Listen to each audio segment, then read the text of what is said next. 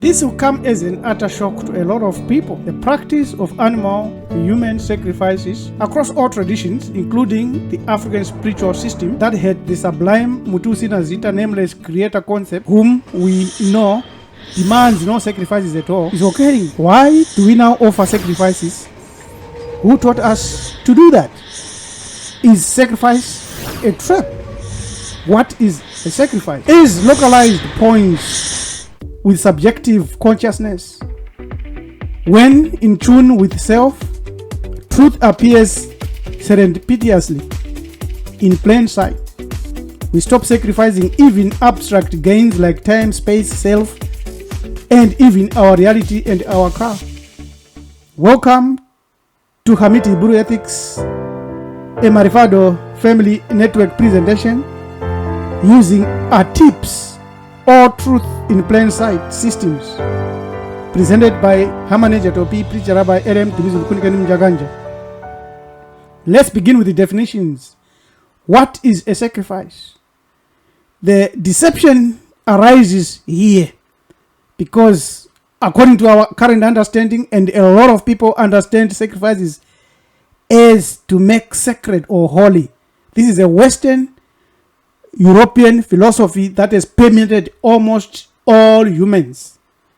Billions now subscribe to this Abrahamic spirituality system or jargon in their minds, in their spirit, and in their deeds.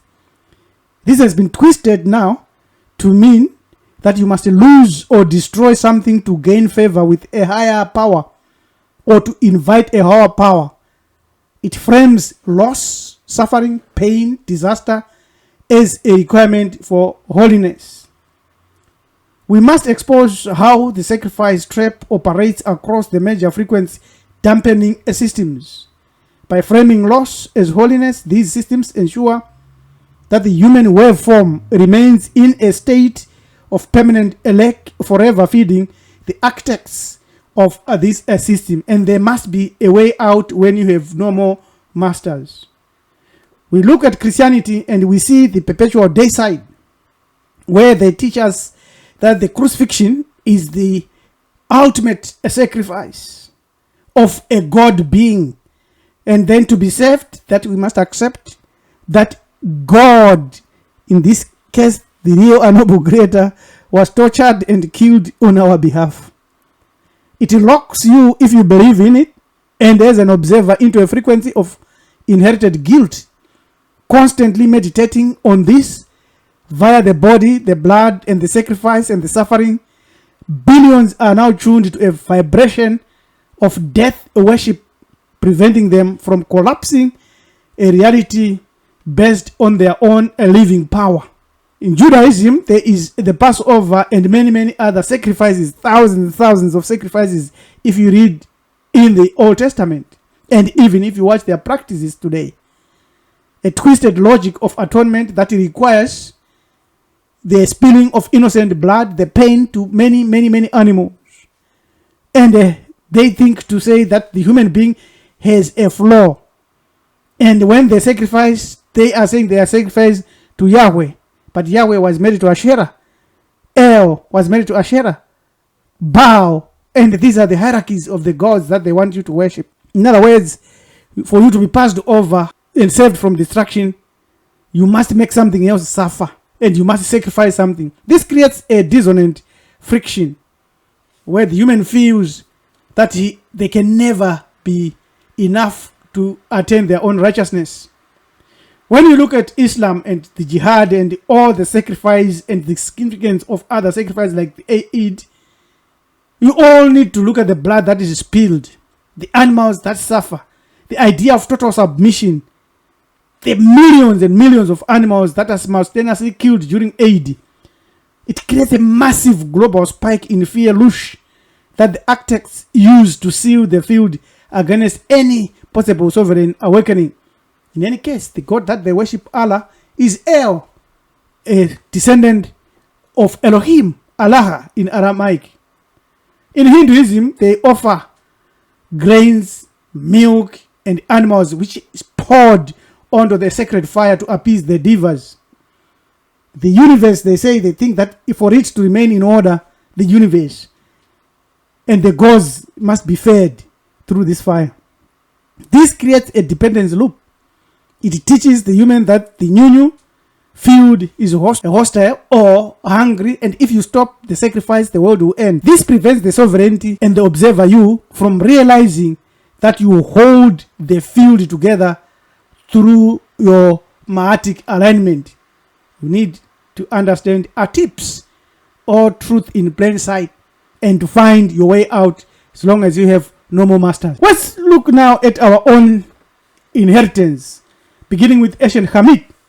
In Kemetic, the concept was closer to Heka or Hanka or Mahat. That's the closest that sacrifice could be associated with. It wasn't about killing to appease a hungry deity or a hungry god. It was all about alignment. You gave offerings to sustain your car in a principled manner. The distinction with all the other ones that we have explained is that ours was a scientific calibration of energy. You weren't losing something. You were placing a seed into a field to ensure the balance between you and the new, the quantum field, that it stayed in a state of order rather than isfet chaos. Henka or offerings or Mahati was done using magic. Haka for a sovereign, by you. It is better defined as quantum intention.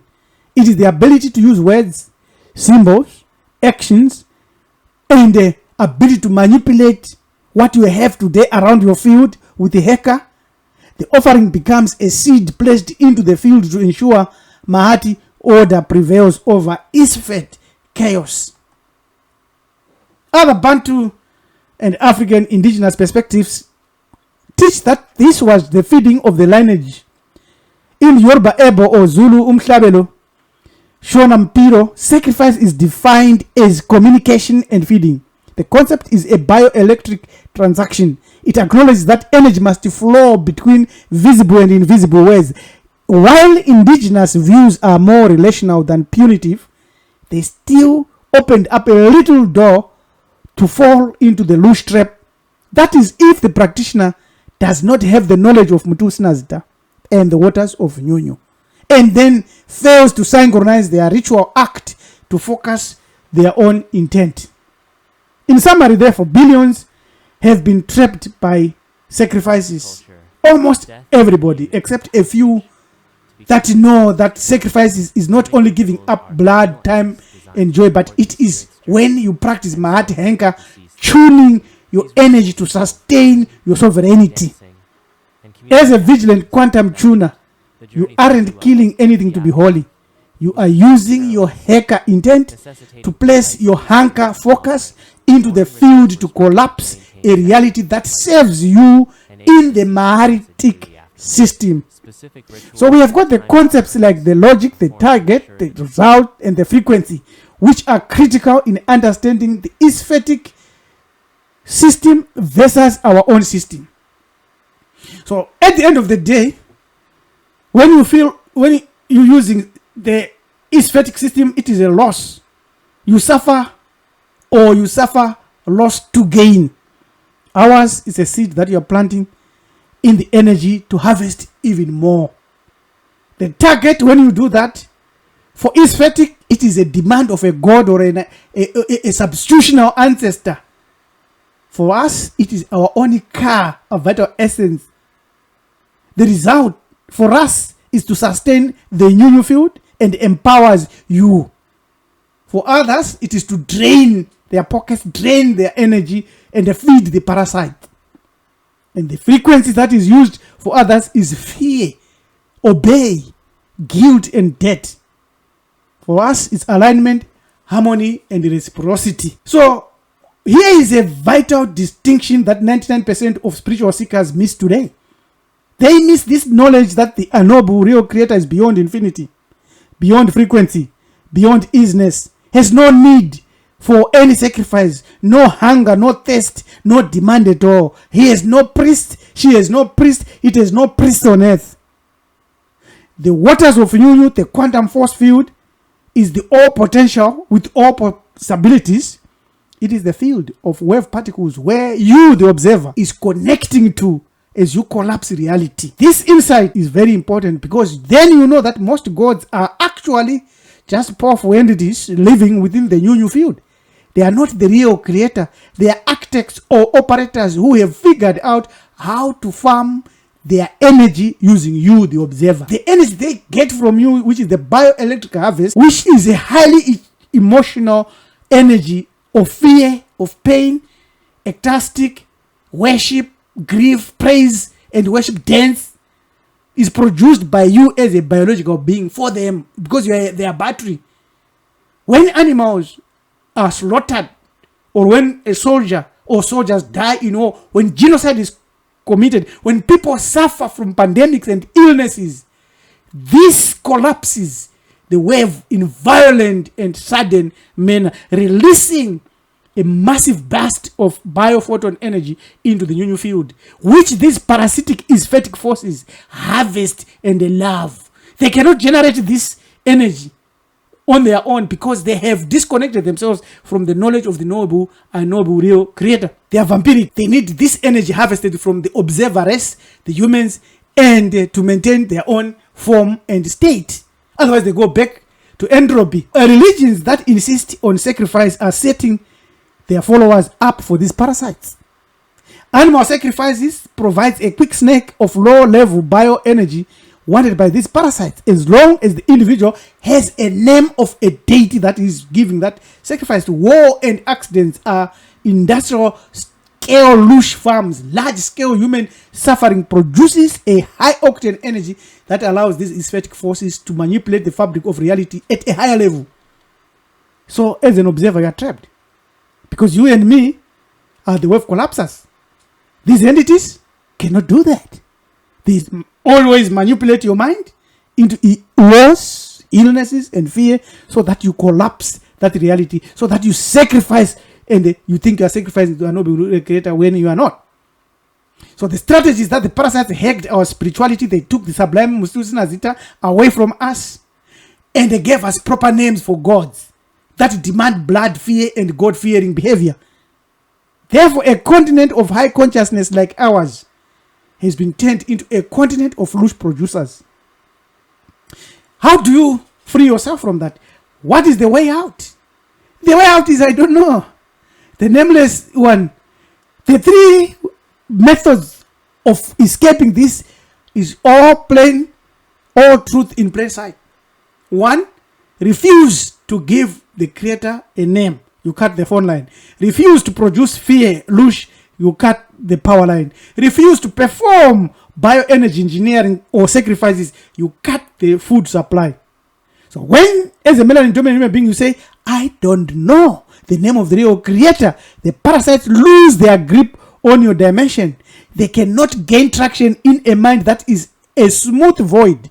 They slip off and vanish back into the chaotic waters of Nyunyu or away from your frequency. For over 120 billion people that have lived on the earth, this knowledge was in dribs and drabs.